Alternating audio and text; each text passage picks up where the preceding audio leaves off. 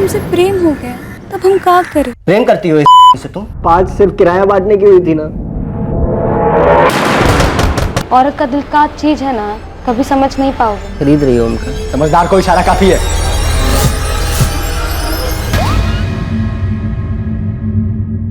हा मी आता निघालो ते ऑफिसला यायला. हो संध्याकाळी मग नंतर तुला मी कॉल करतो, मग आपण तिथं स्टेशनच्या आसपास भेटूयात. चालेल?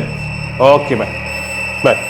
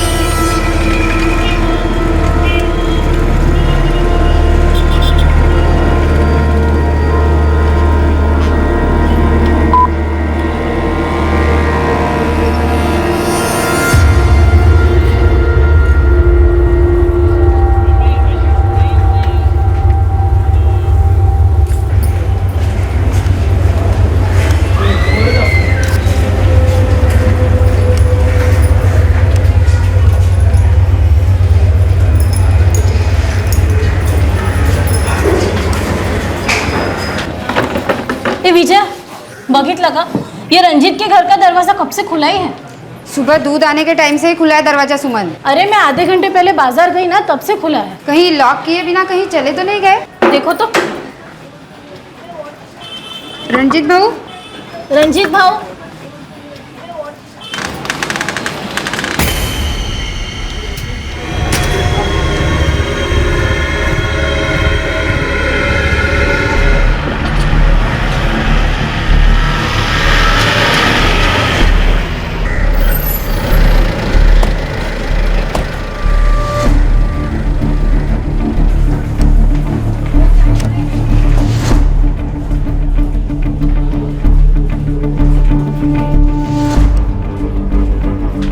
सर सांस नहीं चल रही है।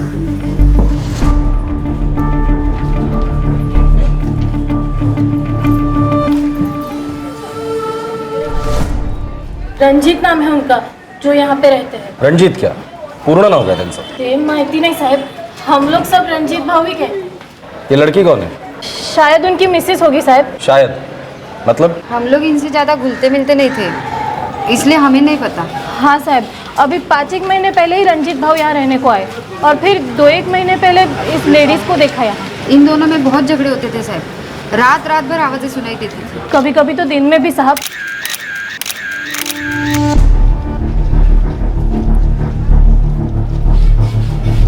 घर मालिक कौन है? प्रशांत बंसोड़े करके कजरवाड़ी रहते हैं। ये रंजीत का मोबाइल नंबर है किसी के पास? कहाँ काम करता था पता है? कम से कम घर मालिक प्रशांत मनसोड़े का तो नंबर होगा किसी के पास? माझ्याकडे आहे साहेब, मैं अभी लाया। सर पूरे घर में ऐसा कुछ भी नहीं मिला जिससे लड़की की पहचान हो सके। कोई कार्ड कोई डॉक्यूमेंट कुछ भी नहीं। हाँ ये है। यही रंजीत है? हो साहब। साहेब ये बनसोड़े का नंबर है।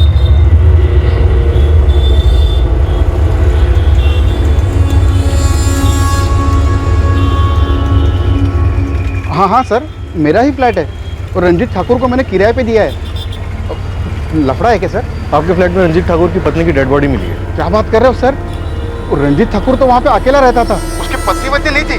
रंजीत ठाकुर का फ़ोन नंबर दीजिए और जितनी जल्दी हो सके रचना नगर पुलिस स्टेशन आ जाइए। और हाँ, रंजीत और अपने बीच हुए एग्रीमेंट की कॉपी भी लेकर आइए। आ जाता हूँ सर। आप रंजीत का नंबर लीजिए। सर, रंजीत का फ़ोन स्विच ऑफ है। पहले का एड्रेस उत्तर प्रदेश, हो साहब, यूपी। सिर्फ यूपी।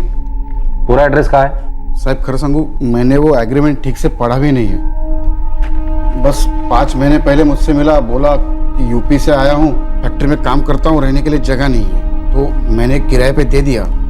लेकिन अपनी पत्नी के बारे में उसने कुछ नहीं कहा था। ये घर का किराया लेने तुम जाते थे घर पर? नहीं नहीं नहीं, वो खुद दुकान पे आके देके जाता था।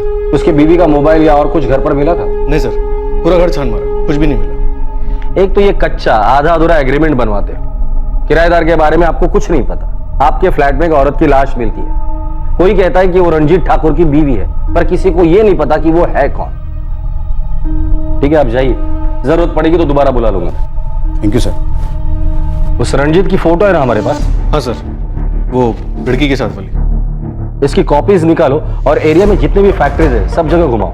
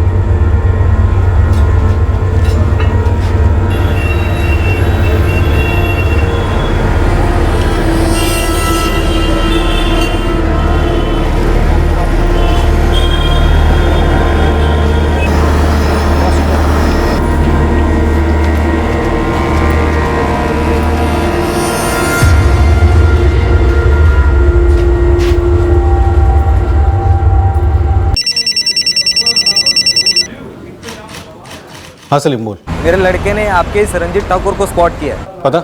नूरानी लॉज, कमरा नंबर 4।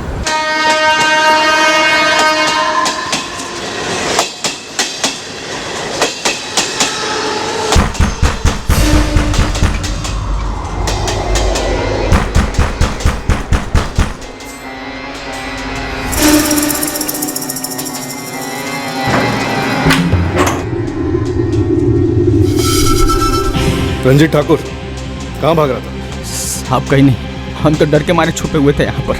चल, डराते हैं तुझे।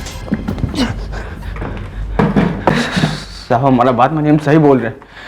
कब कहा क्या कैसे हुआ हमको कुछ नहीं मालूम है। कुछ तो मालूम होगा तुम्हें, वरना इतने डरते क्यों? साहब हम नाइट शिफ्ट करके थके हारे घर लौटे थे। दरवाजा ठोके तो पहले से खुला हुआ था।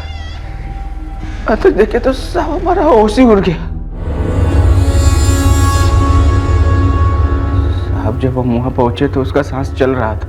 वो जिंदा थी और तुम भाग गए वहां से? साहब हम इसीलिए दरवाजा खुला छोड़ देते, कोई ना कोई देख लेगा, उसको हॉस्पिटल पहुंचा देगा। साले, वो मर गई है रंजीत ठाकुर। क्या? नौटंकी बंद कर दे। तूने तेरी बीवी का मर्डर किया है गला घोट कर, और वहां से भाग निकला था ये सोचकर कि वो मर गई है। नहीं नहीं साहब, हम उसको नहीं मारे। नहीं, वो हमारी पत्नी थी। अच्छा, कौन थी वो? लक्ष्मी, लक्ष्मी मौर्य। पहले तो अपनी बीवी का मर्डर कर रहा है, अब हमें ये गोली दे रहा है कि वो तेरी बीवी नहीं है। तो औरत तेरे घर में क्या कर रही थी? हाँ, कौन है ये लक्ष्मी मौर्य? और जिस आदमी के घर में लक्ष्मी की लाश मिली थी, रंजीत ठाकुर, वो बार बार यही कहे जा रहा था कि लक्ष्मी उसकी पत्नी नहीं है। रंजीत इस बात से साफ इनकार कर रहा था कि उसने लक्ष्मी का कत्ल किया था। और फिर शुरू हुई एक ऐसी कहानी जिसमें एक नहीं, दो नहीं, बल्कि कई चौंकाने वाले मोड़ आने वाले थे। सोसाइटी में एक भी घर ऐसा नहीं जिसने तेरे और लक्ष्मी के बीच दिन रात चल रहे लड़ाई झगड़े सुने ना हो। फिर भी तू ये कहता है कि वो तेरी बीवी नहीं है। इसीलिए तो साहब हमको लगा लड़ाई झगड़ा सुनकर सब लोग यही समझेंगे कि लक्ष्मी हमारी पत्नी है, इसलिए हम डर के मारे भाग खड़े हुए। सबको ये लगता है कि लक्ष्मी को हम ही मारे। हाँ, हमें भी यही लगता है। नहीं नहीं साहब, हमारा बात मानिए, हम सच कह रहे हैं। हमने नहीं, प्रदीप ने लक्ष्मी को मारा है। अच्छा, कौन है ये प्रदीप?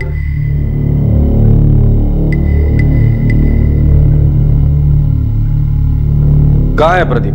साहब उसको बगल वाले लॉन्ड्री में काम दिलवाया था। अब समझ में आ गया। कोलसे, इसने लक्ष्मी के पति प्रदीप को लॉन्ड्री में नौकरी दिलवाई और लक्ष्मी इसके साथ रहने लग गई। इसलिए प्रदीप चिढ़ गया और गुस्से में आकर उसने लक्ष्मी को मार डाला। करेक्ट? आप लक्ष्मी और हमारा प्रेम था, जबरदस्त प्रेम था, जो तूने उसे गला दबाकर मरने के लिए छोड़कर भाग गया था। साहब हम सच बता रहे हैं आपको, ये प्रदीप ने ही उसको मारा है। रंजीत ठाकुर, मेरे हिसाब से तेरा और लक्ष्मी का प्यार था, फिर भी तूने उसका गला दबाया। अब तेरे और हमारे बीच कोई प्यार वाला चक्कर तो है नहीं, तो अब तू सोच ले कि तेरे साथ हम लोग क्या क्या कर सकते हैं। जब तक सांसें चल रही है सच सच बोल दे। हम आपको सब सच सच बताते हैं। शुरू से शुरू कर, चल। साहब 8 महीना पहले हम परशुराम भैया के घर में एक कमरा किराए पर लिए थे। लक्ष्मी वहीं पर खाना बनाने का काम करती थी, हमारे ही तरफ की थी। वहीं पर उससे दोस्ती हुई थी। राम राम परसु भैया, बुलवाए थे क्या? अरे हाँ रंजीत, बुलाया था मैंने। अगले महीने तेरे खोली का एग्रीमेंट खत्म हो रहा है। अरे तो उसमें क्या परसु भैया, नए साल का एग्रीमेंट बनवा दो। देख, मेरे पास एक पार्टी आई हुई है, ज्यादा भाड़ा दे रही है। कितना ज्यादा? साहब उतना किराया देने में हम सक्षम नहीं थे, तभी लक्ष्मी मिली और उसको हमारी हालत समझ में आई।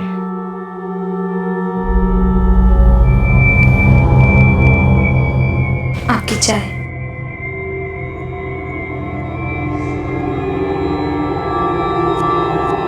क्या बात है, कुछ परेशान लग रहे हैं। परसु भैया एकदम से बम फोड़ दिया हमारे ऊपर। बोल रहे खोली का किराया बढ़ गया, इतना पैसा कहाँ से लाएंगे? आप बुरा न माने तो एक ठो बात बोले। हाँ लक्ष्मी बोलो। वो कहा है ना, हम और हमरे पति कुछ दिन पहले यहाँ पे एक घर किराए पे लिए हैं। 2 ठो कमरा है उनमें। हम दोनों कमा रहे हैं, लेकिन फिर भी बहुत ही भारी पड़ा। आप अगर हमरे साथ रहना चाहे तो वो कहा है ना, भाड़ा बढ़ जाएगा, सभी के लिए अच्छा हो जाएगा। आप कहे तो हम बात करें का अपने पति से? हाँ हाँ जरूर बात करो, और उनसे पूछ लेना फाइनल किराया जितना भी होगा, फिर उस हिसाब से हम देख लेंगे। प्रदीप मान गया साहब, हमको भी आराम मिले। जितना किराया हम परसु भैया के दे रहे थे उससे 1/3 कम देना पड़ रहा था। हम प्रदीप और लक्ष्मी की खोली में आ गए रहने। थोड़ा ज़्यादा पैसा देकर उनके साथ खाना भी खाने लगे, और प्रदीप से अच्छी दोस्ती भी हो गई हमारी। हम एक तो कारखाने में मजदूरी कर रहे थे। प्रदीप एक हार्डवेयर की दुकान में काम करता था, और लक्ष्मी का खाना बनाने का काम चल रहा था। सब ठीक चल रहा था साहब, और फिर वो दिन आया साहब। उस दिन को तो आना ही था रंजीत। तूने तेरे नए दोस्त प्रदीप को धोखा दिया था, उसकी बीवी पर डोरे डाल रहा था। नहीं नहीं साहब, ऐसा नहीं था। लक्ष्मी भी हमको लव करती थी। हम दोनों के बीच पहले से ही कुछ था शायद, नहीं तो उसने भी हमको रोका होता।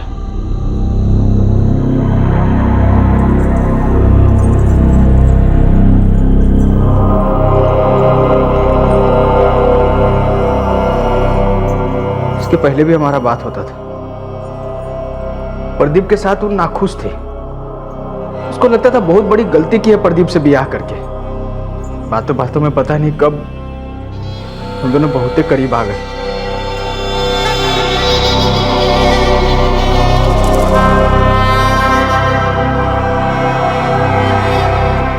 अगर प्रदीप को इस सब के बारे में पता चल गया ना,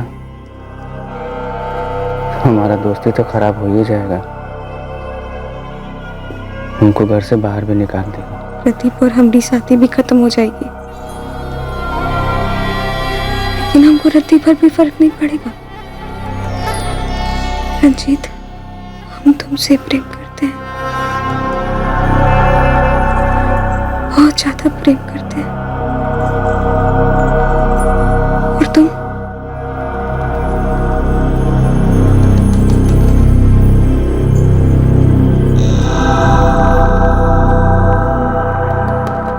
हम जब दोपहर में अक्सर घर आने लगे तो प्रदीप को शक हो गया था साहब, जिस बारे में हम दोनों को कुछ नहीं पता था।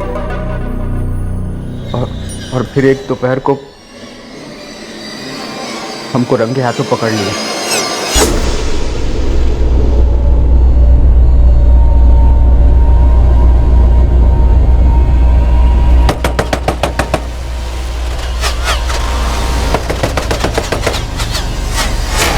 फिर बहुत हंगामा हुआ। उसके बाद लक्ष्मी हमारे साथ ही घर में रहने के लिए आ गई। प्रदीप ने उसे ऐसे ही जाने दिया, रोकने की कोशिश नहीं की? साहब, रोकने की कोशिश बहुत की प्रदीप ने, लेकिन लक्ष्मी नहीं मानते थे। नए वाले घर में भी प्रदीप बहुत बार आया, लेकिन लक्ष्मी नहीं मानती थी, नहीं जाती थी। वो खाली यही कहती थी, जिसके लिए दिल में जगह नहीं है उसकी जगह में दिल नहीं लगेगा। तो तेरे हिसाब से तू नाइट शिफ्ट पे था और दिल जला प्रदीप तेरे घर पर आया, लक्ष्मी का गला दबाया और भाग गया। हाँ साहब, यही हुआ है। प्रदीप नहीं मारा है उसको। रंजीत ठाकुर ने कत्ल का सारा जिम्मा लक्ष्मी के पति प्रदीप चौधरी पर धकेल दिया था। क्या रंजीत झूठ की डोर से अपने बचाव की चादर बुन रहा था? अब तक जो पुलिस ने सुना था वो एक तरफा कहानी थी, रंजीत की जुबानी। जाहिर सी बात थी कि प्रदीप चौधरी का कहना कुछ और ही था।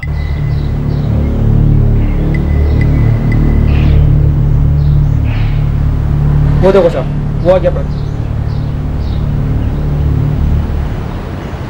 प्रदीप चौधरी। जी साहब, क्या हुआ?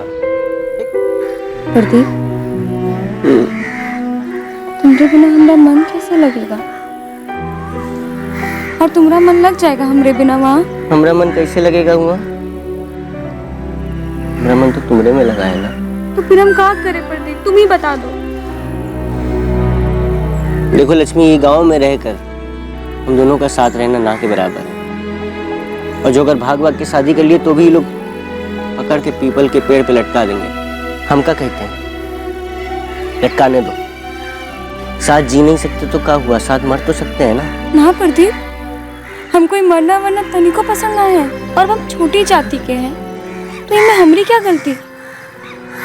फिर तुमसे प्रेम हो गया, तब हम क्या करें? दो ही रास्ता है लक्ष्मी, या तो हम गांव वालों के हाथों कट के मर जाएं, या फिर हम अपने माँ बाप के लिए मरे जैसे हो जाएं। मतलब भाग जाए। भाग जाए? ये सारा रिश्ता, नाता, माँ बाप, गांव, सब कुछ छोड़ के आ जाए? तैयार हो? हाँ, हम तैयार हैं। प्रदीप, चलो हम अभी चलते हैं। प्रदीप, हम सच कहते हैं, हमको खाली तुम्हारे साथ जिंदगी बितानी है। हम दोनों एक दूसरे की नैया पार लगाएंगे। हम मांझी होंगे एक दूसरे के। ना, हम एक ही नैया में जाएंगे और हम दोनों उस नैया के मांझी होंगे। न डूबने देंगे, न किसी को डुबोने देंगे। साहब, एक नंबर का झूठा आदमी है रंजीत ठाकुर, और लीचड़ भी। हम और लक्ष्मी गांव छोड़ के इतनी मुश्किल से यहाँ आए, दिन रात एक करके अपना छोटा सा घर बनाए। वही रंजीत साहब, रंजीत बीच में आकर सब बर्बाद कर दिया। रंजीत खुद तुम्हारे घर आया था या लक्ष्मी उसे लेकर आई थी ताकि किराया बांटा जा सके? साहब, बात सिर्फ किराया बांटने की हुई थी ना, औरत बांटने की तो नहीं हुई थी ना। साहब, ये रंजीत ठाकुर आदमी नहीं है, ये सांप है, सांप। हमारी लक्ष्मी को अपने विष में डस गया। ताली एक हाथ से तो नहीं बचती ना। बचपन का प्रेम था हमरा और लक्ष्मी का। आप लोग सोच नहीं सकते, हमरे उधर जात पात को लेकर खून की नदियां बह जाती हैं। उस सब खतरा मोल लेकर हम ही आए, दिन रात एक करके जो है अपना घर बनाए। बहुत अच्छा जिंदगी चल रहा था हमारा। ये रंजीत बना दिया मुझको, दोस्ती की है मुझके साथ, और सबका ये बदला लिया है वो।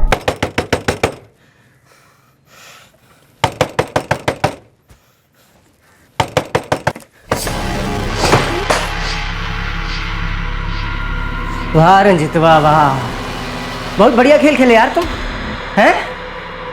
और तू लक्ष्मी, तू तो कहती थी कि दोपहर को इसलिए करावत है काहे कि सर में दर्द होवत है। तू इलाज करती है का? दरवाजा बंद करके गोद में सर रख के दवाई खिलाती है, मालिश करती है कि सर की? प्रदीप, ऐसा कुछ नहीं। भैया तुम तो कुछ बोलबे ना करो।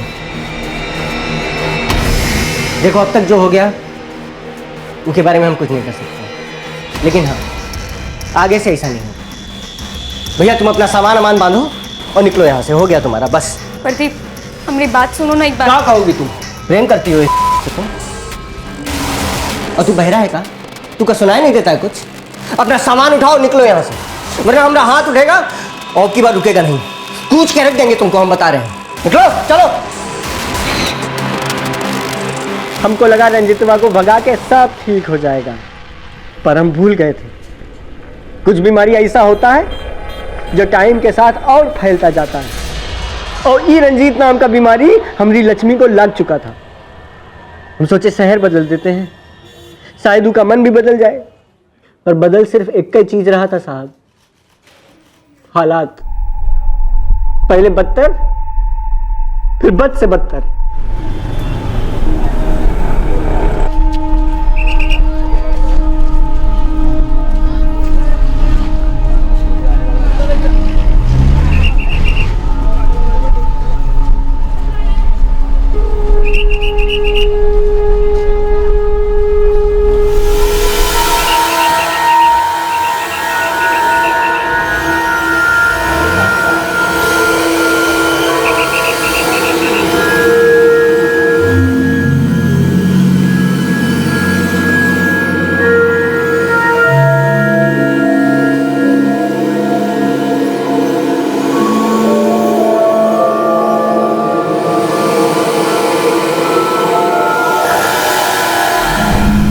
हेलो, लक्ष्मी, लक्ष्मी कहाँ हो तुम?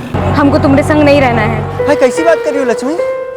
तुम पत्नी हो हमारी, 7 जन्मों का साथ है हम दोनों का, प्यार है हम दोनों का। ना है अब प्यार, सब खत्म हो गया। अब हम रंजीत से प्रेम करते हैं और पूरी जिंदगी मुंह के संग ही रहेंगे। लक्ष्मी, हमको तो विश्वास ही नहीं हो रहा है कि हमारी मांझी ही हमारी नैया डुबो रही है। दूसरा नैया ढूंढ लो।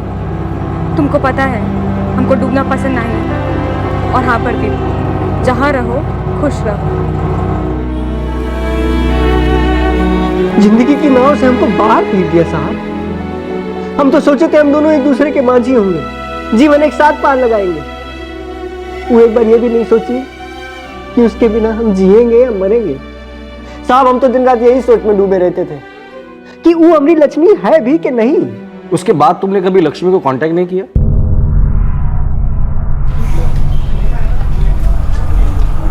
नहीं साहब, याला तर कधीच नाही बघितलं। और अगर यहाँ आता भी होगा, रहता भी होगा, तो हमें कुछ नहीं पता। मेरे सवाल का जवाब नहीं दिया प्रदीप। तुमसे अलग होने के बाद क्या कभी लक्ष्मी को मनाने तुम रंजीत के घर पर गए थे या कॉल किया था? हाँ साहब, उसके बिना तो हम जिंदा लाश जैसे हो गए थे साहब। हम रोज उसे मिलने का कोशिश करते, फोन करते। हम डूब गए रे लक्ष्मी, कुछ नहीं हमारे पास। न किराया देने के लिए पैसा, न पैसा कमाने के लिए नौकरी, न नौकरी ढूंढने का ताकत। सब खत्म हो गया, बेजान है हम। कहीं कूद जाए, कोई ट्रेन के नीचे आके कट जाए, बताओ कैसे खत्म करे इधर। या एक काम करो, तुम ही हमको आके कोई नदी में धक्का दे दो। तुम क्या बात कर रहे हो प्रदीप? सब ठीक हो जाएगा। तुम ऐसा घाव दी हो ना कि अब कुछ ठीक नहीं होगा। हमारी बात सुनो, हम तुमको घर का किराया दे देते हैं। बोलो कहाँ मिलने आए हम तुमसे? प्रदीप ये लो।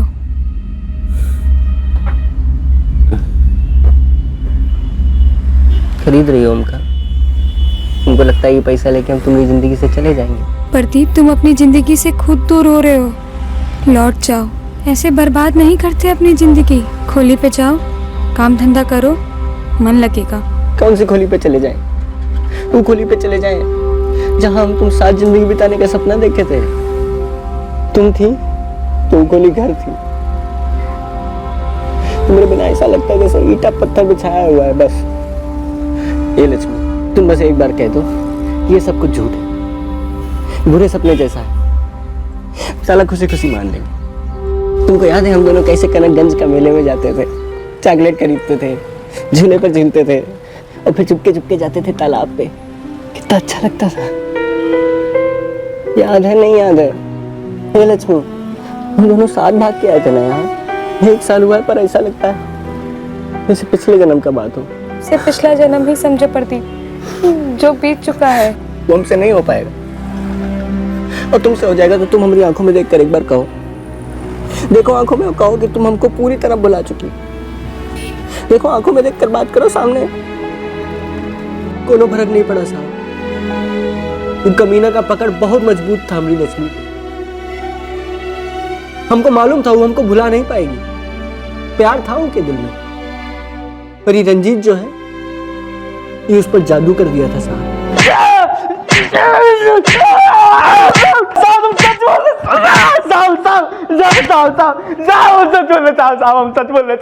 हमारा बात मानिए। वो प्रदीप हमको फंसाने की कोशिश कर रहा है, अपना जुर्म हमारे सर पे डाल रहा है साहब। सुन, तेरा एक भी पड़ोसी ऐसा नहीं है जो ये कह रहा हो कि उसने कभी प्रदीप को तेरे घर आते देखा या जाते देखा है। साहब उनको तो ये भी नहीं पता कि लक्ष्मी का नाम लक्ष्मी। अब उनकी बात पे भरोसा नहीं कीजिए साहब। अच्छा, तो तेरे इस झूठ पे यकीन करें हम लोग? अब झूठ हम नहीं, झूठ प्रदीप बोल रहा है और जी रहा है। उसको चिढ़ था कि लक्ष्मी हमारे प्यार में पड़ गई। हमारे साथ वही करना चाहता था जो उसको लगा कि हमने उसके साथ किया। घर में घुसो और घर वालों के रिश्ते तोड़ दो। लक्ष्मी, तुम क्या कह रही हो? ये कैसे हो सकता है? काहे नहीं हो सकता है रंजीत, तुम भूल रहे हो वो आदमी से हम शादी किए थे, और वो तुमको भी तो मदद किया था ना जब तुमको जरूरत पड़ा था। ठीक है, तुम कह रही हो तो हम मान लेते हैं, लेकिन नौकरी लगते ही उसको यहाँ से जाना पड़ेगा। हम पहले ही बता रहे हैं तुमको। हाँ ठीक है। और एक बात, कुछ कहने का जरूरत ना है। तुम आदमी लोग ना, औरत का दिल का चीज है ना, कभी समझ ना पाओगे। ठीक है प्रदीप, हम तुम्हारे लिए कोई नौकरी ढूंढते हैं, तब तक तुम रह सकते हो यहाँ हमारे मेहमान बनकर। तुम्हें हमारे ऊपर एहसान किए थे, हम भूले नहीं हैं। शुक्रिया, हम भी ये एहसान कभी नहीं भूलेंगे। एहसान फरामोश निकला साहब। जब जब ड्यूटी से आते तो घर में ही पड़ा मिलता था और लक्ष्मी का माथा घुमाता रहता था। बहुत हाथ पैर मार के उसको लॉन्ड्री में नौकरी दिलवाए, नौकरी मिल गया उसको, कमाने भी लगा, लेकिन घर से जाने का नाम ही नहीं लेता था। कितने दिन रहा? पूरे 25 दिन। अभी 5 दिन पहले ही उसको घर से निकाले थे।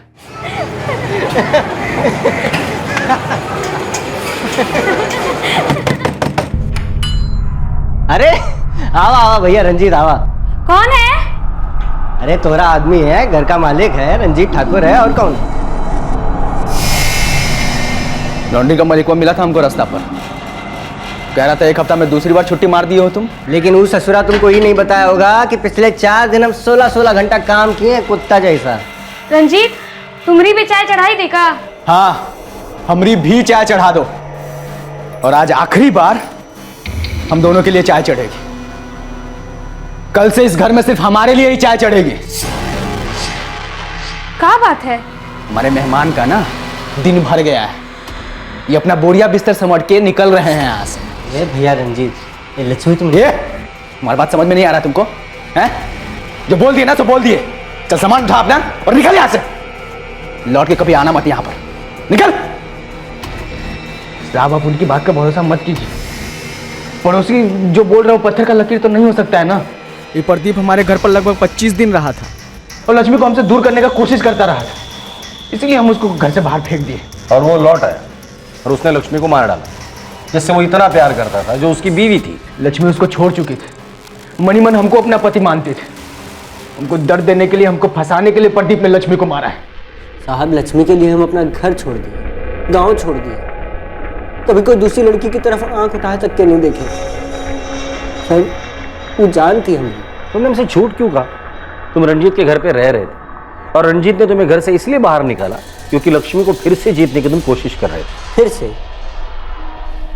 साहब, पत्नी थी हमारी वो। तुम रंजीत के घर पे 25 दिन रहे या नहीं रहे? और बताइए हम क्या करते? हमारी लक्ष्मी कैद में थी उसकी, वो हमसे प्यार करती थी। पता नहीं रंजीत उसको क्या खिला पिला दिया था कि वो वहां से निकल ही नहीं पाती थी। और जब वो हमारी तरफ आने लगी तो रंजीत तो हमको घर से निकाल दिया। जब वो जान गया कि लक्ष्मी हमारी तरफ आना चाहती है, वो कोई बात खल गई साहब,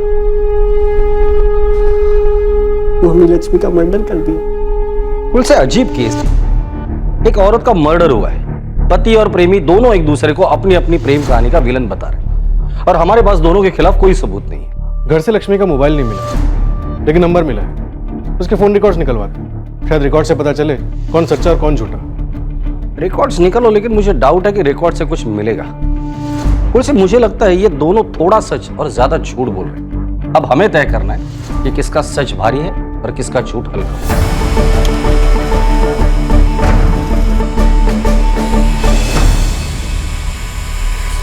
सर आप सही कह रहे थे, फोन रिकॉर्ड से कुछ भी नहीं मिला। लक्ष्मी इन दोनों से बराबर बात करती थी। इंस्ट्रूमेंट की लोकेशन क्या कहती है? इंटरेस्टिंग है सर, इंस्ट्रूमेंट की लोकेशन से हम खूनी तक पहुंच सकते हैं। थोड़े से जल्दी करो, मुझे किसी भी कीमत पे सबूत चाहिए। कुछ भी करो, लेकिन लक्ष्मी का मोबाइल ढूंढ निकालो। प्रदीप हुआ साला काहे फंसा रहा हमको? हम फंसा रहे तुमको? हम तो अपनी लक्ष्मी के साथ एक चैन का जिंदगी जी रहे थे, जहर बन के तुम हमारी जिंदगी में आ गए। अरे कुछ बचबो किया था तुम्हारे बीच, हम बीच में घुसे हैं। अरे हम लक्ष्मी का सहारा बने थे। तुम सांप बन के रेंगते हुए हमारे घर में घुसे, फिर बेचारी लक्ष्मी के दिल में घुसे। वो बेचारी मासूम को कहाँ मालूम था तुम सांप निकलोगे। और तुमको कोनो अंदाजा भी है कितना गहरा प्रेम था हमारा और लक्ष्मी का? कितने सालों से साथ थे हम दोनों। और क्या हुआ उसके बाद? उसके बाद भी वो हमारे प्यार में पड़ गई। यही चीज तो हजम नहीं कर पा रहे थे तुम, और आज भी नहीं कर पा रहे हो। तुम दोनों के बीच का रिश्ता कब का खत्म हो गया था? कुछ खत्म नहीं हुआ था और ना कभी खत्म होगा। तुम हमारी और लक्ष्मी की जिंदगी बर्बाद किए हो ना, जब तक तुम बर्बाद नहीं हो जाते कुछ खत्म नहीं होगा रंजीत।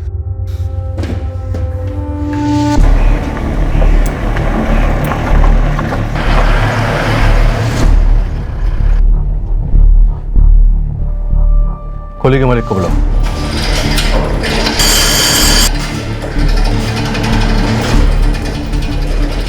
रणजित ठाकूर कधीपासून काम करतो इकडे? साहेब वो 7-8 महीने से काम कर रहा है साहब। ये रंजीत ठाकुर की काम पर आने की और यहाँ से वापस जाने की पूरी एंट्री रिकॉर्ड चाहिए मुझे, अभी के अभी।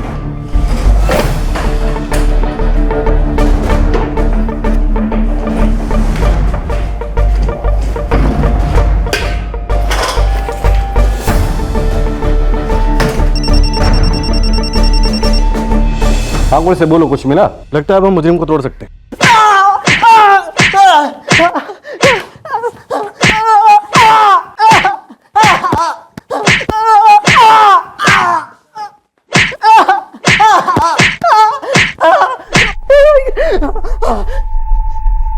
इसे पहचानता है? तेरी बीवी लक्ष्मी का फोन है, तेरे घर से मिला हमें। जब लक्ष्मी का कत्ल हुआ था तो रंजीत फैक्ट्री में काम कर रहा था और उसकी बदकिस्मती ये तभी वो घर पर पहुंचा, जिससे हमें यह लग रहा था कि खून उसी ने किया है। एक तीर से दो शिकार करने चला था तू। तेरी बीवी लक्ष्मी जिसे तू बेवफा समझता था, और दूसरा उसका प्रेमी रंजीत जिसे तू अपना प्रतिद्वंदी मानता था। जब लक्ष्मी हमको रंजीत के घर में बुलाई, जगह दी, तो हम समझ गए थे कि अभी भी उसके दिल में हमारे लिए जगह है। हमको लगा वो हमारे पास वापस आ रही है, हमको लगा हम उसको मना लिए। ऐसा कुछ भी नहीं हुआ था। काहे नहीं हुआ था साहब? वो हमारे साथ इतना बड़ा धोखा कैसे की है? हमारी पत्नी कोई पराये मर्द के साथ चली जाए और हम हाथ में हाथ धरे रह के बैठे रहे का? ना,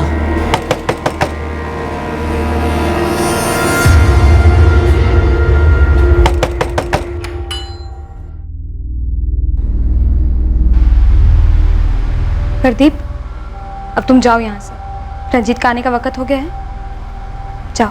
कितनी अजीब बात है ना, जो बात तुम हमसे कह रही हो ना, वो बात एक औरत अपने प्रेमी से कहती है, पति से नहीं कहती। रंजीत के साथ हमारा दिन रात झगड़ा हो रहा है। वो को लगता है कि हम फिर से तुम्हारे करीब आ रहे हैं। वो हमको धमकाया है कि अगर ऐसा कुछ हुआ ना तो हमको घर से निकाल देगा। तो बेशक निकाले। और वो होता कौन है तुमको धमकाने वाला?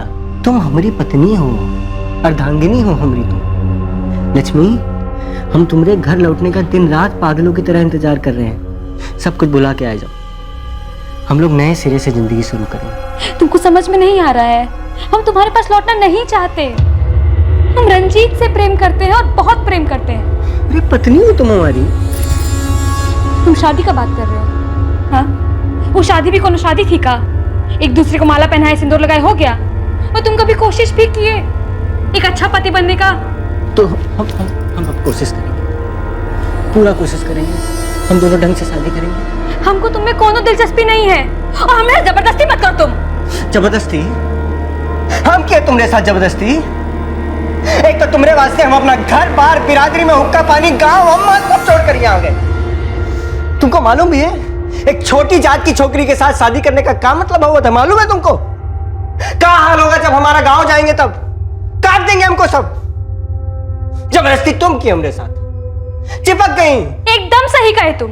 हम छोटी जात के हैं, तुम ना बड़ी जात के हो। हमरा कोनो मेल नहीं है, इसलिए हम पीछे ही ठीक है। तुम बढ़ो आगे, अपनी जिंदगी में खूब खुश रहो और हमको तुम माफी करो। और इस जन्म में का आगे आने वाला कोई भी जन्म में हम तुम्हारे पास नहीं आएंगे।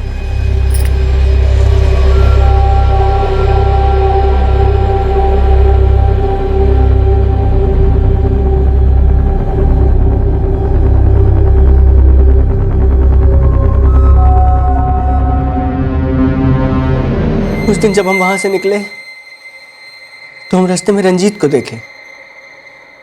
हम समझ गए कि वो घर ही जा रहा है। तब हमरे दिमाग में ये बात खनकी कि सबको शक उसी पर होगा जो बर्बाद किया हमारी जिंदगी, उसका जिंदगी भी बर्बाद होके रहेगा। वो पहले हमारी प्रेमिका थी साहब, फिर पत्नी बनी। हम उसके लिए जान न्यौछावर करते थे साहब। उनको हमारे साथ ऐसा नहीं करना चाहिए था। रंजीत ठाकुर, तुम जा सकते हो।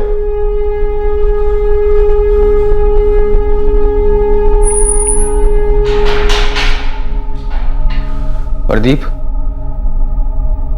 लक्ष्मी हमको माझी और नाव वाला बात बताई थी।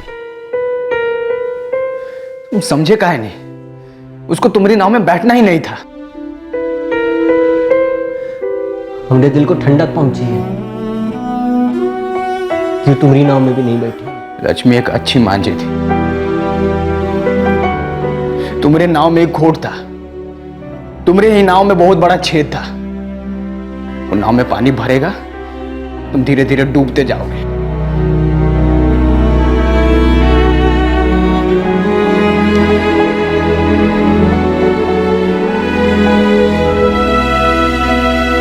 तीन प्रेमी न सिर्फ प्यार में पड़े हुए बल्कि प्यार में जले हुए, आकर्षण की एक ऐसी आग से घिरे हुए जिसने उन तीनों को तबाह कर दिया। मशहूर हॉलीवुड अभिनेत्री लॉरेटा यंग ने कहा था, love is in something that you find, love is something that finds you. यानी कि मोहब्बत ढूंढने से नहीं मिलती, बस मोहब्बत खुद ब खुद आपको ढूंढ लेती है।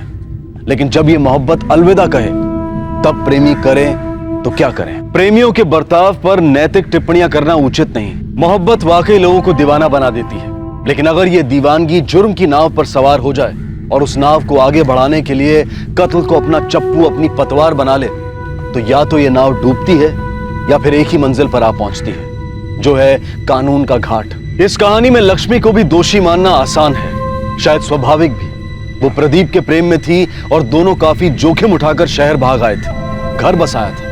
और फिर लक्ष्मी को रंजीत से इश्क हो गया। इश्क पर कोई जोर नहीं होता। इश्क में पड़ना और किसी के लिए इश्क खत्म हो जाना ये कोई गुनाह नहीं है, ये एक स्वाभाविक इंसानी फितरत है। बेशक सामने वाले को दर्द होता है, लेकिन इस दर्द का इलाज जुर्म तो नहीं हो सकता, और कत्ल तो कतई नहीं। सबसे समझदारी इसी में है कि जो आपके साथ नहीं चलना चाहता उसे अपनी राह पर जाने दे। वो जिल्लत, वो दर्द, वो ठुकराए जाने का घाव समय शायद भर दे, लेकिन जुर्म कभी नहीं।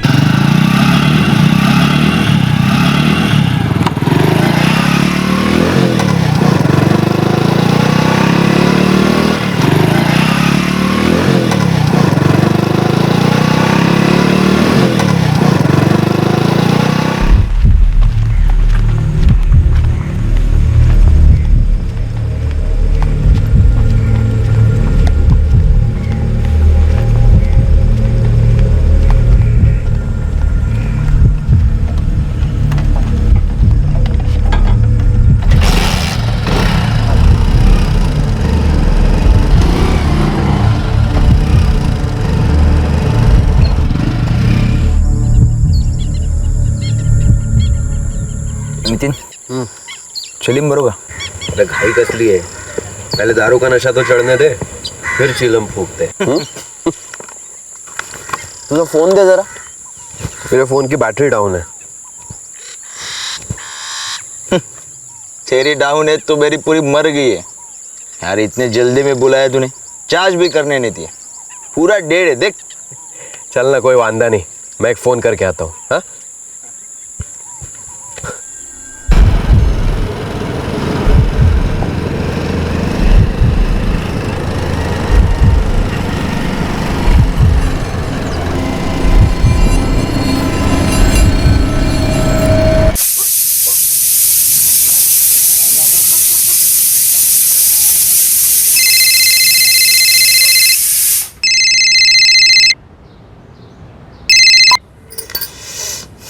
हाँ बोल नितिन.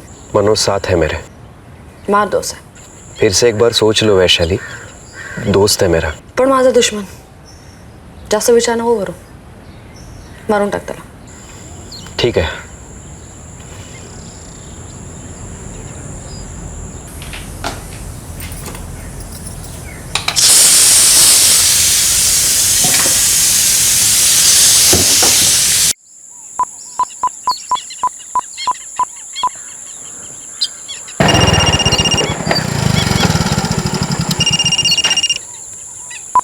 बोल.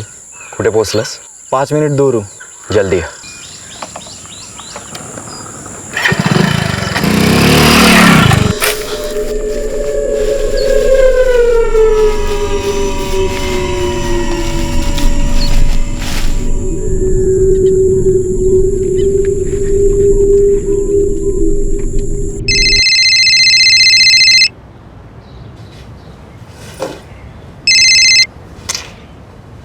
हाँ बोल. काम झालं.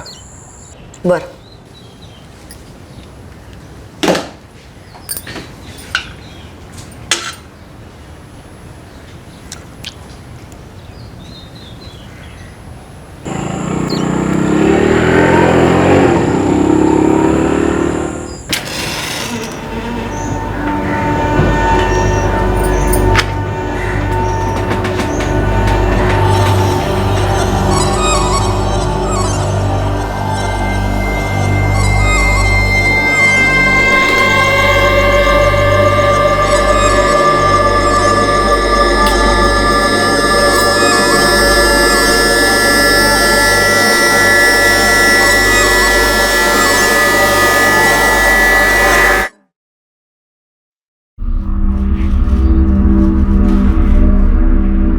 मावशी शोधतोय आम्ही त्याला.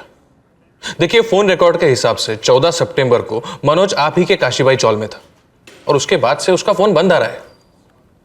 पण साहेब आज 2 दिवस झाले, मेरे भाई का अब तक कुछ पता ही नहीं चला. साहेब भले ही वो दिन भर बाहर रहता है लेकिन रात में घर आता ही आता है. दिन भर कहाँ होता है ये तो बताता नहीं होगा ना. काम वाम तो कुछ करता नहीं था. पूरी चौल में फेमस था गंजड़ी होने के लिए. दारू पी के दंगा करता था. हाँ साहब हम मना नहीं कर रहे हैं, लेकिन जैसा भी है आखिर है तो इंसान ही ना. और अब उसने ये सारे लफड़े काफ़ी कम कर दिए हैं. नौकरी पे भी जाने लगा है. मैं हात जोडता हूँ साहब, माझ्या भावाला शोधून काढा. अरे शोधतोय बाबा, लेकिन इन सब में टाइम तो लगता है ना. देखो जैसे ही हमें कोई खबर मिलेगी हम लोग आपको कॉल करके बता देंगे.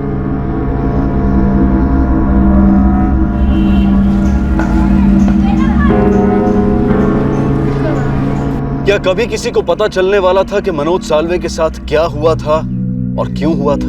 क्या कभी किसी को पता चलने वाला था कि मनोज के कत्ल से दरअसल एक चक्र अपने आप को पूरा कर रहा था?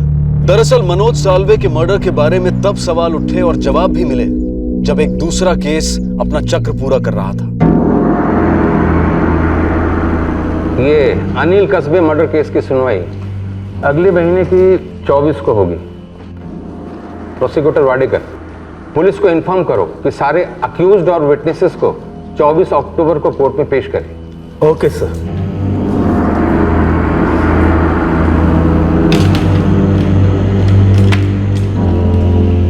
तीन आरोपी थे.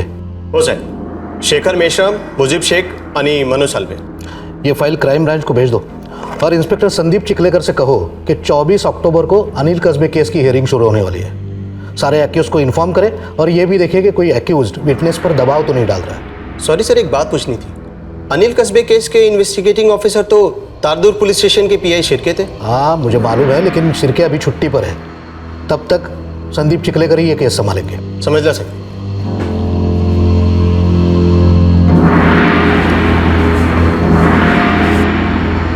सर, नागेश, ये 1 साल पुराना मर्डर केस है। 3 आरोपी थे, शेखर मेश्राम, मुजीब शेख और मनोज साळवे, जिसमें से मेश्राम को जमानत नहीं हुई, बाकी 2 बाहर है। मुझे इन तीनों के अपडेट्स चाहिए। हो सर। अगले महीने से केस की सुनवाई शुरू हो रही है। डीसीपी साहब ने कहा है जमानत में बाहर मुजीब शेख और मनोज साळवे, इनके अपडेट्स लो और उन्हें रोज तारदुर्ग पुलिस स्टेशन में हाजिरी देने के लिए बोल देना। जी सर।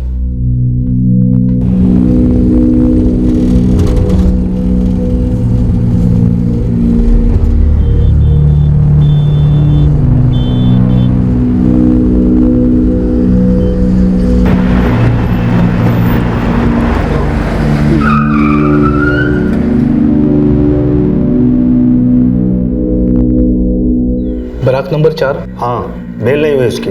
शेखर मेश्राम मिलना है उससे।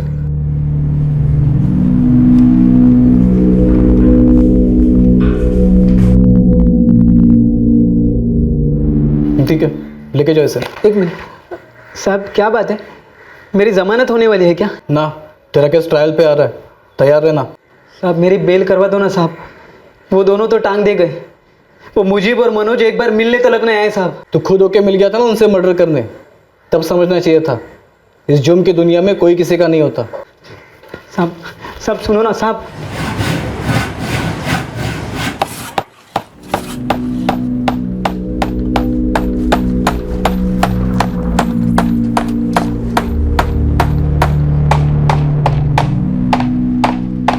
मुजीब शेख। आप कौन? Crime branch. क्या हुआ साहब? अगले महीने के 24 तारीख से तुम्हारे केस की सुनवाई शुरू हो रही है। तारदुर्ग पुलिस स्टेशन में जाके रोज हाजिरी लगा रहे हो ना? जी साहब। एक भी दिन छूटा ना मुझे तो तुम्हारा काफी कुछ छूट जाएगा। क्या समझे? समझा साहब, समझा।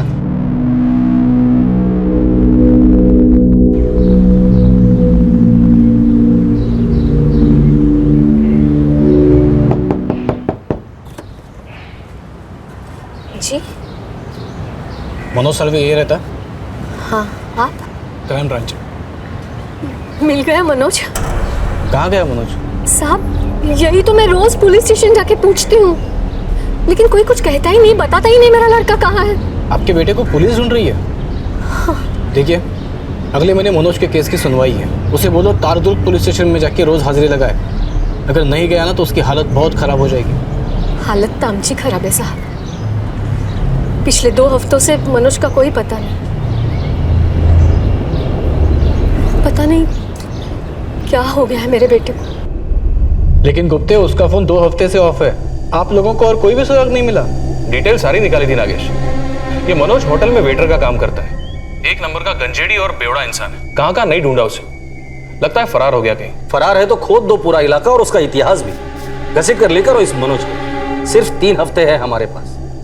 एक काम करो, मुजीब को उठाकर लेकर आ, उसकी बेल कैंसिल करने की एप्लीकेशन कोर्ट में डाल दो। नागेश, 24 अक्टूबर को इन तीनों को कोर्ट में सुनवाई के लिए हमें हाजिर करना ही है। साहब हम लोग हफ्ते में 1-2 बार बैठते थे। बैठते थे मतलब पीने के लिए? हाँ साहब, कभी कभी पीने, कभी चरस, कभी गांजा। आखिरी बार कब मिले थे? साहब हम लोग 12 सितंबर को मिले थे और उसके बाद 15 को भी मिलने वाले थे। अरे यार, बैठने को तो अपन कभी भी बैठ सकते थे, लेकिन आज नहीं। आज होटल में सॉलिड मारा मरी अपन की। 15 को बैठते हैं ना, छुट्टी है मेरी, मस्त हवा में उड़ेंगे। वो भिखारी गली का माल लेके आता हूँ मैं, मस्त कड़क। 15 को छुट्टी हो सकती है ना तेरे को? छुट्टी हो सकती है 15 को, मस्त चिल्लम मारेंगे, कबाब वबाब खाते हैं छोटू के यहाँ पे। ये बात 1 नंबर ना भवा, कड़क।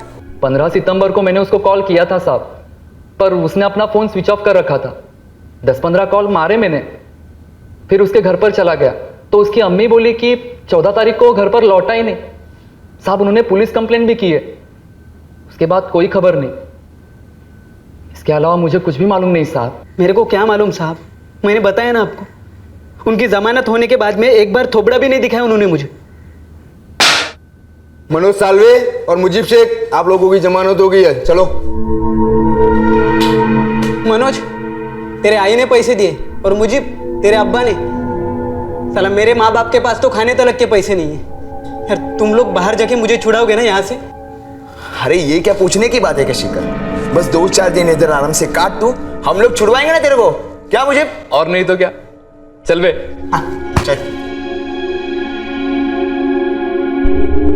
यार मनोज, मुझे भूलना मत रे। अरे ऐसे भूल गए मेरे को जैसे कि कभी हम साथ थे ही नहीं। इतने महीने हो गए, रोज सोचता हूँ आ जाएंगे आ जाएंगे। ये मनोज अगर कहीं फरार होना चाहता हो तो तेरे हिसाब से कहाँ भाग के जा सकता है? नहीं साहब, मेरा मनोज मुझे छोड़कर कहीं भाग नहीं सकता। गर्दुल्ले और शराबियों का रिश्ता सिर्फ नशे से होता है। साहब वो इतना भी गया गुजरा नहीं था, कमाता था, नौकरी थी उसकी। अच्छा, अब का है नौकरी? कौन से शहर में? साहब अगर हमें पता होता तो हम यहाँ रोते हुए आपके पास क्यों आते? पिछले 2 हफ्ते से रोज थोड़ा थोड़ा मर रही हूँ अपने बेटे के लिए। मैं हाथ जोड़ते साहब, उसे ढूंढने के लिए। आपके रोने धोने से मेरा कोई लेना देना नहीं है, समझे? अगले महीने से मनोज की केस की सुनवाई शुरू हो रही। मुझे मनोज चाहिए, खुद सामने से चल कर आया तो ठीक है, वरना जिंदगी भर फरार होने के लायक नहीं बचेगा वो। तो साहब आप ढूंढिए ना उसे। देखिए हम भी यही चाहते हैं कि वो सामने आए, फिर चाहे सुनवाई हो या जो भी हो, हमें खबर तो रहेगी कि वो है कहाँ। और अगर मुझे खबर मिली कि मनोज कहाँ है, इस बात की तुम दोनों को खबर थी आणि आमच्याकडे नाटक करत होतात, तो आप दोनों भी बहुत पछताओगे। सर, कॉल रिकॉर्ड के हिसाब से 14 सितंबर को मनोज साळवे के सेलफोन की आखिरी लोकेशन उसका घर ही था। आखिरी बार किससे बात हुई थी? कोई नितिन महाडिक है सर, वेल्डर है, इस मनोज का दोस्त ही है। मैंने कॉल किया था उसे।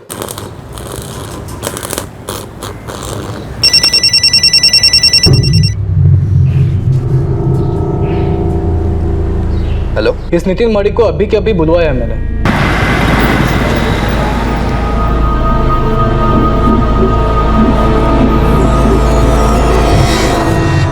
चौदह सितंबर को शाम 4 बजे तुम्हारी मनोज से बात हुई थी।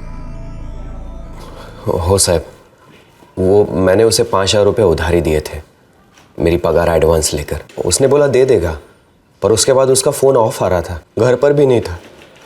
साहब मैं बहुत परेशान हूँ, मेरे पैसे लेकर भाग गया साहब। कहाँ भाग गया तेरा दोस्त? साहब अगर मुझे पता होता तो मैं खुद जाकर उससे पैसे नहीं ले लेता। धोखा किया है साहब उसने मेरे साथ।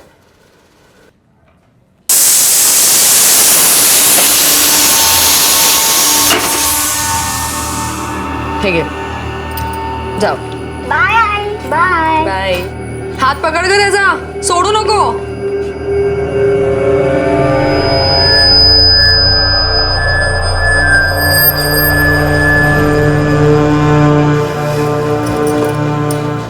मैं सांगितलं होतं ना तुला कि अपने फोन से फोन मत करना। अरे दोस्त था मेरा वो, मुझे उसे मारने का मन नहीं था वैशाली। तो तुम्हें क्या लगता है मला हे सगळं करण्यात मजा आली? जाओ देना, जो हुआ सो हुआ। पुलिस को अभी तो कुछ नहीं मालूम और ना ही कुछ मालूम होगा। मनोज साळवे गायब हो गया हमेशा के लिए। अरे ऐसे कैसे गायब हो गया चिखलेकर? वो कोई बड़ा इंडस्ट्रियलिस्ट तो है नहीं कि बेल मिलते ही लंदन या दुबई फुर हो गया। जी सर, मैं तो सिर्फ स्टेटस अपडेट कर रहा था।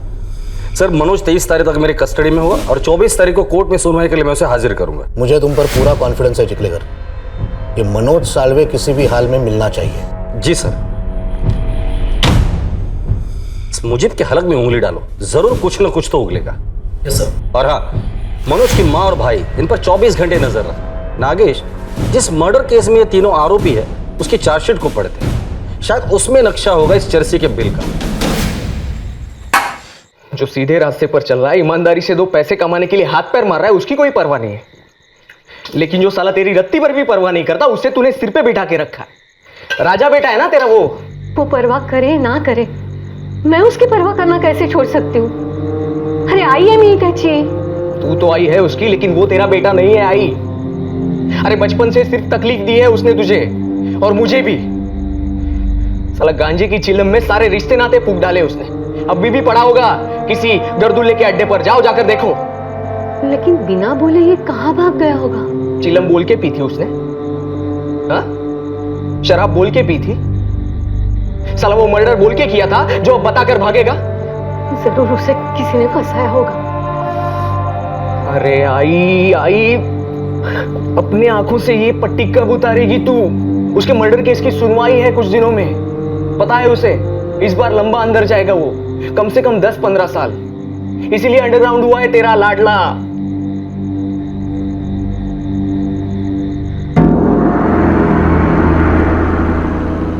मनोज साल्वे वाकई अंडरग्राउंड था, पर कहां और किस तरह उसे अंडरग्राउंड भेजा गया था ये सिर्फ वही जानते थे जिन्होंने उसे मारकर जमीन के अंदर दफन कर दिया था। क्राइम ब्रांच एक मर्डर केस में बेल पर छूटे एक आरोपी को ढूंढ रही थी। एक मां अपने बेटे के लौटने का इंतजार कर रही थी। एक दोस्त को ग्लानि हो रही थी कि उसने ना चाहते हुए भी एक दोस्त का कत्ल कर दिया था, और उससे कत्ल करवाने वाली औरत इस बात पर अटल थी कि मनोज साल्वे को मार डालने के अलावा और कोई चारा नहीं था। कौन से अधूरे चक्र की सच्चाई बयां होने वाली थी? कौन से राज का पर्दाफाश होने जा रहा था? सर, ये अनिल कस्बे मर्डर केस की चार्जशीट है, तारदुर्ग पुलिस स्टेशन ने फाइल की थी। ये तीनों, मनोज साल्वे, मुजीब शेख और शेखर मेश्राम, ये मुख्य आरोपी थे। 2014? Yes sir, 2014। 21 नवंबर 2014 अनिल कस्बे वय 27 एलकेएस बॉल बेरिंग कंपनी राखोड़ी से अपनी शिफ्ट खत्म करने के बाद बापट कॉलोनी लौट रहा था, जहां उसका घर था। राम राम म्हणके भाऊ, राम राम। बरं मी काय म्हणतो, शनिवारी आ जाओ ना घर पे, छुट्टी है ना, तो आराम से गप्पा मारेंगे। और हाँ, वो जीवन बीमा पॉलिसी का भी देख लेंगे। जैसे अनिल कस्बे मालती गली से होते हुए बापट कॉलोनी की तरफ बढ़ा, तभी उस इलाके के 3 नामचीन व्यसनी उस गली में दाखिल हुए। इन तीनों को शराब और नशीली पदार्थ लेने के बाद कई बार आवारगी करते हुए देखा गया था। ओ, सिगरेटचे पैसे कोण देणार? हर बार की तरह फोकट में दूंगा मैं। ओ राव, कशाला भुगता है? लिख दो ना खाते पे। अरे खाता बीता गेला खड्ड्यात। पिछले 3 महीने से एक पैसा दिया नहीं तुमने खाते का। ओ पुरंदर काका, इतना पैसा क्या चिता पे लेके जाएगा? और हम लोग आज सिगरेट फूकते तो क्या बुरा करते?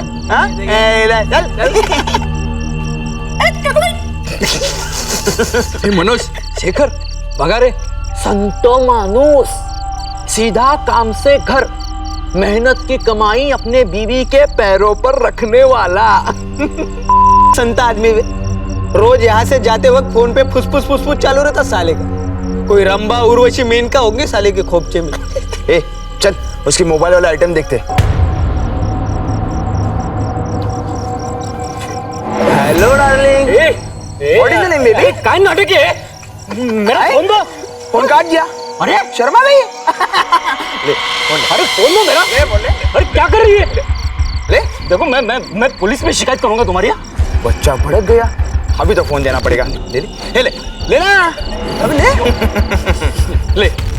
अजीब सैंपल है, देता हो तो लेता नहीं, फिर बोलता है देता नहीं। ले ले ले टॉमी, ले ले ले ले ले ले ले। इन लुखों का ना रोज का भंका सही है, चर्सी 1 नंबर के। इन सालों को कोई जेल में नहीं डालता, लफंगे साले। मस्ती मत करो यार, क्या करोगे? मैं सच में पुलिस में जाऊंगा। अरे भाऊ भड़कला आता फोन द्यावा लागणार। ये ना ये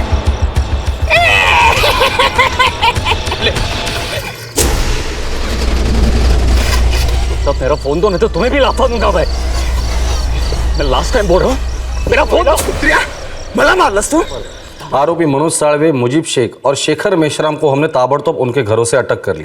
गवाहों में मौका वारदात पर पान की दुकान चलाने वाले पुरंदर शेवाड़े और धोबी वजाद अली ने तीनों आरोपियों की शिनाख्त कर ली। पोस्टमार्टम रिपोर्ट के अनुसार किसी भारी चीज से मारे जाने से ब्रेन हैमरेज हुआ, जिसके कारण अनिल कस्बे की मौत हुई थी। तीनों आरोपियों पर धारा 302 और 120 बी लागू की गई है और अनिल का शव उसकी पत्नी प्रियंका कस्बे के हवाले कर दिया गया। सर, ये मुजीब शेख को बहुत तोड़ा, लेकिन लगता नहीं कि उसे कुछ मालूम है ये मनोज साल्वे कहाँ छुपा है। हो सकता है कि मुकदमे के पहले ही मनोज को भनक लग गई है कि उसके और उसके दोनों साथीदारों के खिलाफ तगड़ा केस बनेगा। मनोज की मां बता रही थी कि मनोज घर से 14 सितंबर को बाइक लेकर निकला था, लेकिन उसकी बाइक कहीं नहीं मिली सर। हमने सब जगह ढूंढा, बाइक का एक पुर्जा तक नहीं मिला। ये माँ बेटे यशोदा साल्वे और प्रवीण साल्वे इस मनोज के बारे में कुछ न कुछ तो हमसे छुपा रहे हैं।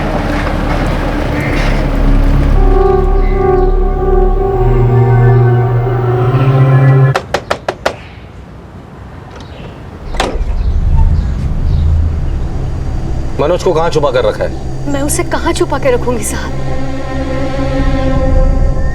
खोटा कशाला बोलू साहब, इस मेरे भाई ने हम दोनों का जीना मुश्किल कर दिया। इसलिए तुमने उसे गायब तो नहीं किया ना प्रवीण? क्या साहब, फिर उसमें और मुझ में क्या फर्क रहता है? एक बात मेरी ध्यान से सुनो, अगर 24 तारीख को मनोज कोर्ट में हाजिर नहीं हुआ तो उसे भगोड़ा घोषित किया जाए और भी तगड़े चार्जेस लगेंगे उस पर। उसके बाद अगर हम लोग उसे पकड़ते हैं या वो अपने आप को सरेंडर करता है, बेल तो होने से रहेगी उसकी। जितने साल मुकदमा चलेगा उतने साल जेल में सड़ेगा, सालों लग सकते हैं। चाहे जितने साल लगते हो लगने दो साहब, अब की बार मैं उसकी जमानत नहीं कराऊंगा। आणि तू पण ऐकून घे, खूप झालं आता, इस बार तेरे आंसू मुझे नहीं पिघलाएंगे।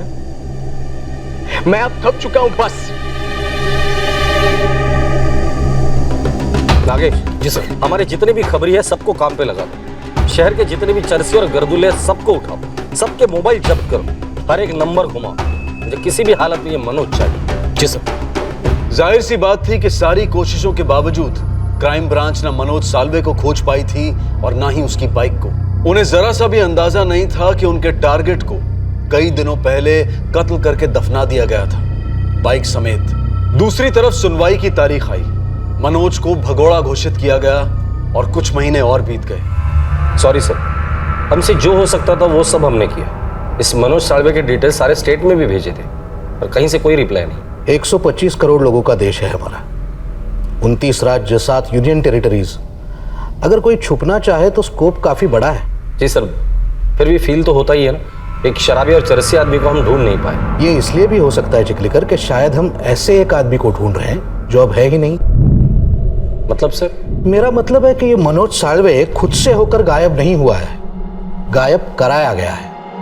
शायद वो भागा नहीं है, बल्कि उसे मार दिया गया है। क्यों सर? उसे कोई क्यों मारेगा? अब इसी का इन्वेस्टिगेशन करो कि मनोज साल्वे का कत्ल करने का कारण किसके पास था।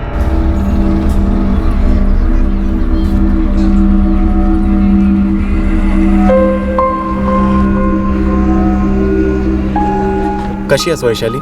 बरी आहे। सोहम दिशा कशा आहे? First class. अपने नितिन को अच्छा जॉब मिल गया, सेट हो गया ना वो तो? हो। और तुम? चाललंय आपलं। नीलेश, तुमसे कुछ कहना था। बोल ना वैशाली। Thank you. येते मी।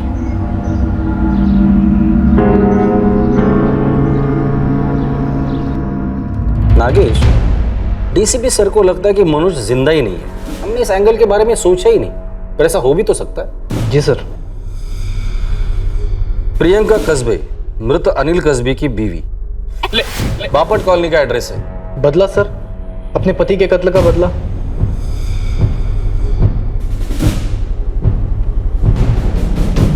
हाँ सर, मैंने भी सुना है उस मर्डर के बारे में, लेकिन हमें यहाँ आके 1 ही साल हुआ है।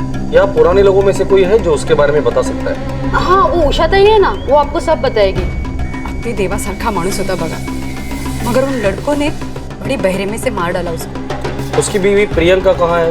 वो मर्डर के बाद अपने बेटे को लेकर यहाँ से चली गई। कहाँ? बता कर तो नहीं गई, पता नहीं कहाँ चली गई। आपके पास नंबर है उसका? वो आहे ना, मेरे मोबाइल में है, लेके आती हूँ।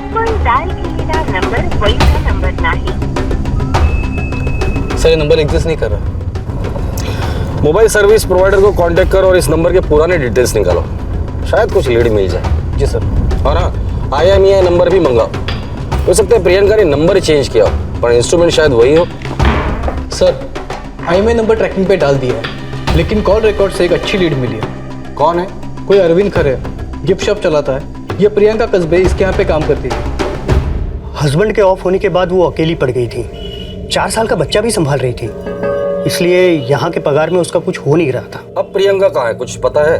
मैं उसके टच में नहीं हूँ साहब। उसका पुराना नंबर भी चेंज हुआ है। मैंने तो उसका पुराना नंबर भी शायद डिलीट कर दिया है। एकदम कट टू कट आदमी हूँ। और कोई यहाँ काम करता है जो अभी भी उसके टच में हो? नागपुर। नागपुर? नागपुर साहब, वो नागपुर शिफ्ट होने की बात कर रही थी, तब मैंने मेरे उधर के एक दोस्त का नंबर उसको दिया। उसको उसकी साड़ी के शोरूम में एक सेल्स गर्ल चाहिए थी। अब पता नहीं साहब कि प्रियंका ने उसको कांटेक्ट किया या नहीं। वो हम पता कर लेंगे। आपके पास नागपुर वाले दोस्त का नंबर तो होगा ना?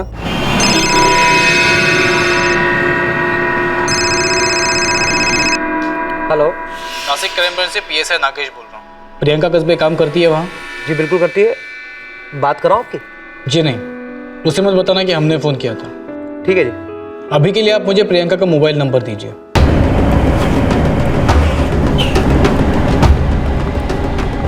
सर, प्रियंका कस्बे के नए मोबाइल नंबर के कॉल डिटेल शाम तक मेल पे आ जाएंगे।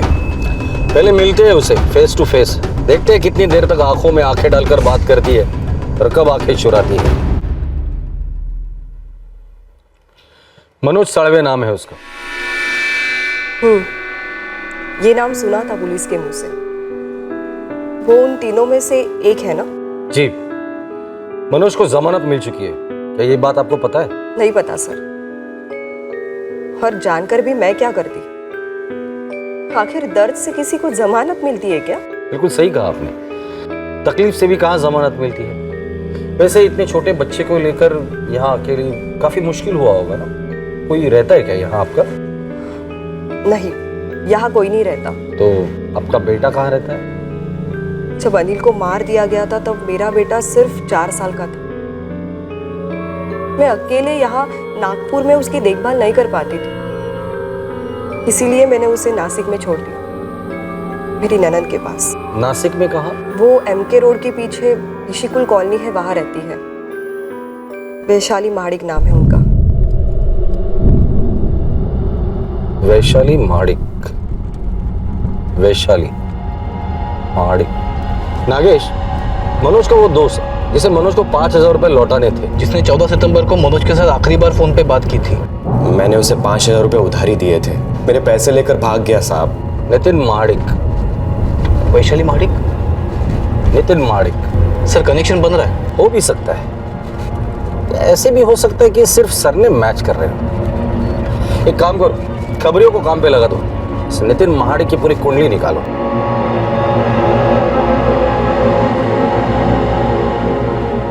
साहब, ये नितिन माडिकची फाइल है, मर्डर केस में अंदर था, अब जमानत पे बाहर है। क्या?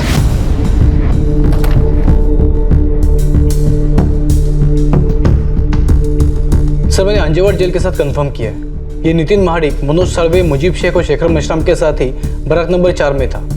ये नितिन भी मर्डर केस में ही अंदर गया था सर। जी हाँ, नितिन माडिक उसी बैरक नंबर 4 में था जिसमें अनिल कस्बे केस के आरोपी मनोज साळवे, शेखर मेश्राम और मुजीब शेख थे। सर, ये नितिन महाडिक 2015 में बेल पे छूटा, फिर उसकी शादी वैशाली महाडिक के साथ हुई। कनेक्शन तो बन रहा है सर। खबरियों से न्यूज आई है ये? जी सर, बेस्ट खबरियों को काम पे लगाया था। अनिल कस्बे की बहन वैशाली, उसका पति नितिन महाडिक मनोज साळवे का दोस्त है, और इसी नितिन ने आखिरी कॉल किया था मनोज को, और यहाँ आके बता रहा है कि मनोज उसके 5,000 रुपए लेकर भाग गया। अब कनेक्शन बन रहा है। बस ना? तब मी बघतो।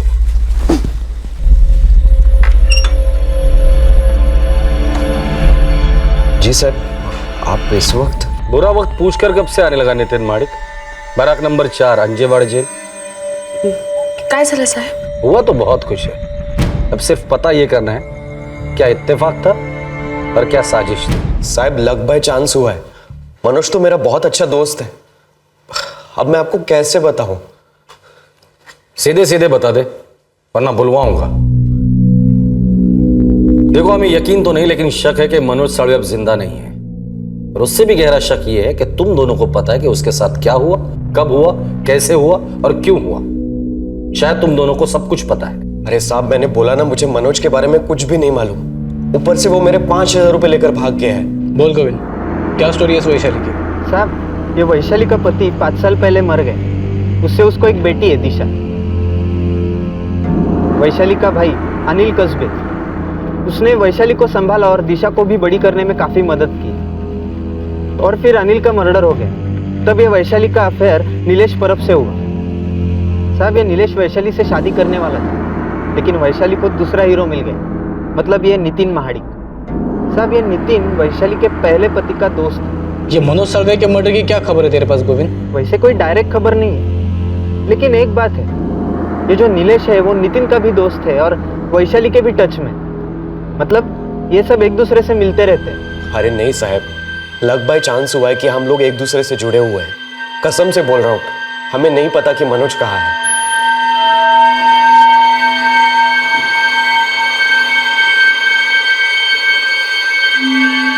बोला कबूल केला त्याने? होय सर. क्या बात है, एक झटके में बोल दिया सब कुछ. नितिन और वैशाली, बैड न्यूज है. नीलेश परब ने मुंह खोल दिया है. मनोज साळवे का मर्डर हुआ है. होशियार है नीलेश, उसे पता था मुंह तो खोलना ही है, तो पीटने के पहले ही बोल दो. अब तुम लोग डिसाइड करो, तुम लोग होशियार हो या बेवकूफ. मुंह खोल दो. इंस्पेक्टर साहब, नितिन और नीलेश ने वही किया जो मैंने उन्हें करने को कहा. क्या करने के लिए कहा था? मनोज साळवे का मर्डर. क्यों मरवाया उसे? मेरे पिता समान अनिल दादा को मार दिया उसने. क्यों? ऐसे टाइम पास में. क्या गलती थी मेरे दादा की? कुछ भी नहीं. काम से घर लौट रहे थे बस, और मार दिया. वो थप्पड़ नहीं मारता था ना तो कांड ही नहीं होता, हाई शपथ नहीं होता, और हम यहाँ नहीं होते. कोई पुराना लफड़ा था क्या? अबे नहीं, नाम तलक नहीं मालूम था उसका. वो सब कांड हो जाने के बाद पता चला कि बापट कॉलोनी का कोई अनिल कस्बे था. क्या? अनिल कस्बे?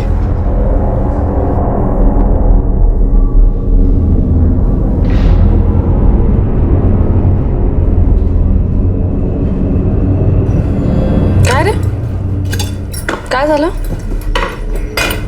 वैशाली, तेरे अनिल दादा के साथ जो हुआ, क्यों हुआ ऐसे?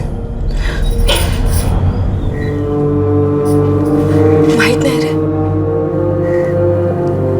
मेरे सीधे साधे अनिल दादा को इतनी बुरी तरह से मार डाला.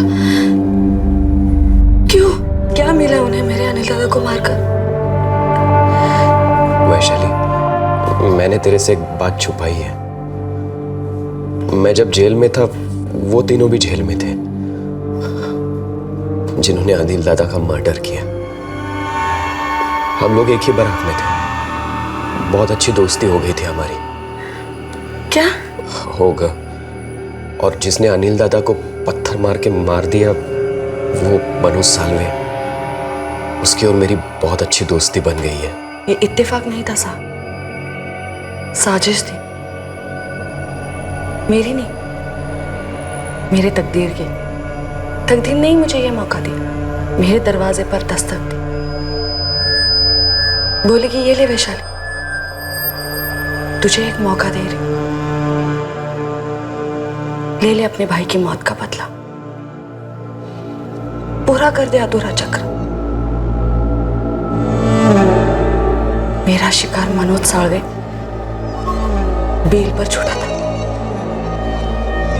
और मेरे पास एक हथियार नहीं, दो हथियार थे. नितिन और नीलेश.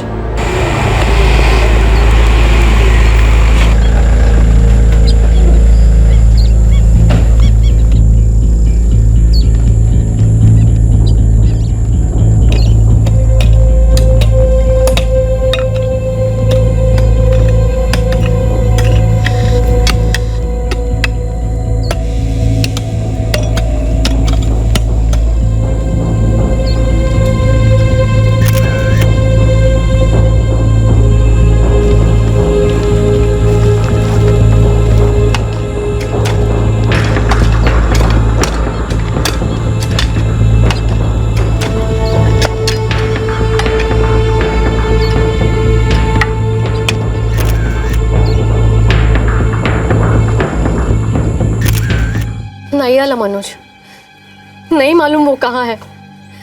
यकीन कीजिए साहब, हमने उसे कहीं नहीं छुपाया. यशोदा भाई, आपका बेटा अब कभी वापस नहीं आएगा. 14 सितंबर को उसका कत्ल हुआ, बाइक भी मिली है. प्रवीण से कहिए हमसे आके मिलने के लिए.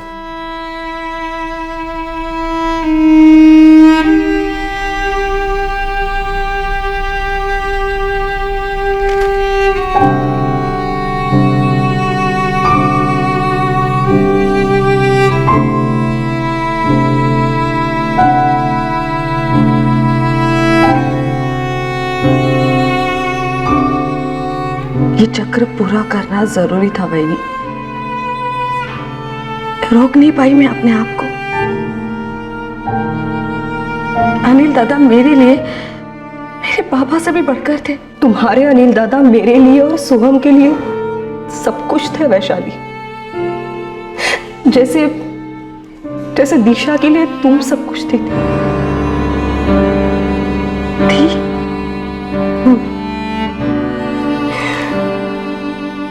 मैंने अपने पति को खोया, सोहम ने अपने बाबा को, तुमने अपने भैया को खोया और दिशा ने अपनी माँ को। ये चक्र पूरा हो गया वैशाली। जिस आदमी को मनोज ने मारा था, उसकी बहन के पति और उसके दोस्त ने मिलकर मनोज को मार डाला। जो जुर्म मनोज ने किया था उसका बदला उन्होंने लिया। काय चुकलं माझं? मुझे तब भी सजा मिली जब मनोज ने गुनाह किया था, और अब भी सजा मिल रही है जब वो अपने कर्मों का शिकार हो गया।